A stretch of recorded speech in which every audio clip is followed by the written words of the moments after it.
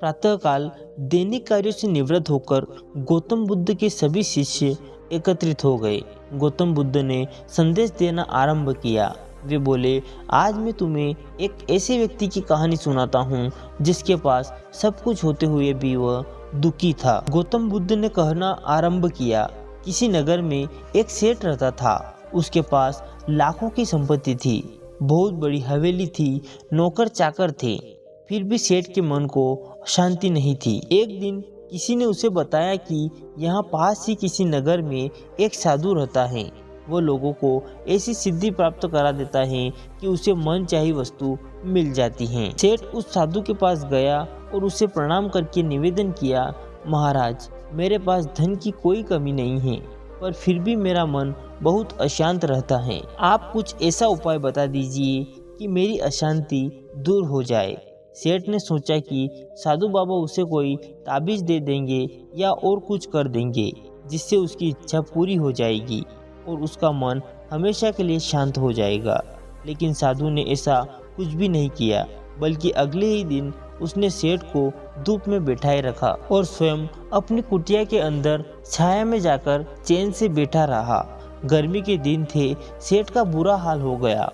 उसको बहुत गुस्सा आया, पर उसने किसी भी तरीके से खुद को शांत रखा। दूसरे दिन साधु ने कहा, आज तुम्हें दिन भर खाना नहीं मिलेगा।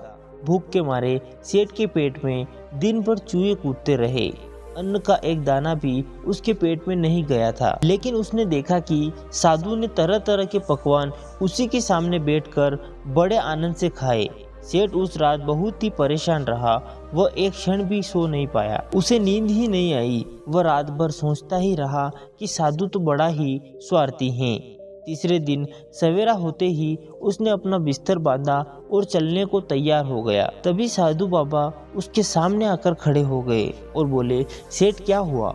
सेठ ने कहा, मैं यहाँ बड़ी आशा लेकर आपके पास आया था, लेकिन मुझे यहाँ कुछ भी नहीं मिला। उल्टी मुझे ऐसी मुसीबतें उठानी पड़ी जो मैंने अपने जीवन में कभी नहीं उठाई, इसलिए मैं जा रहा हूँ। साधु हंसकर बोला, मैंने तुम्हें इतना कुछ दिया पर तुम्हें कुछ भी नहीं मिला। सेठ ने बड़े ही आश्चर्य से साधु की ओर देखा और बोला, आपने तो मुझे कुछ भी नहीं दिया।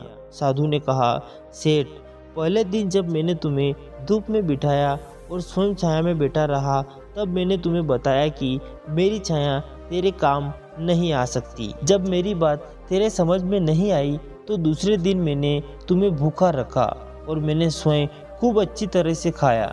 इससे मैंने तुझे समझाया कि मेरे खा लेने से तेरा पेट नहीं भर सकता। सेठ, तू याद रख, मेरी साधना से तुझे सिद्धि नहीं मिल सकती। तूने अपना धन अपनी मेहनत से कमाया है और शांति भी तुझे अपने ही पुरुषार्थ, साधना और अपनी मेहनत से ही मिलेगी। सेठ की आंखें खुल गई। अब उसे अपनी मंजिल पर पहुंचने का रास्ता मिल गया था। साधु के प्रति आभार व्यक्त करता हुआ वह अपने घर लौट आया। दोस्तों, इस कहानी से हमें यह सीख मिलती है कि हमें अपने मन की शांति के लिए खुद ही प्रयास करना पड़ेगा।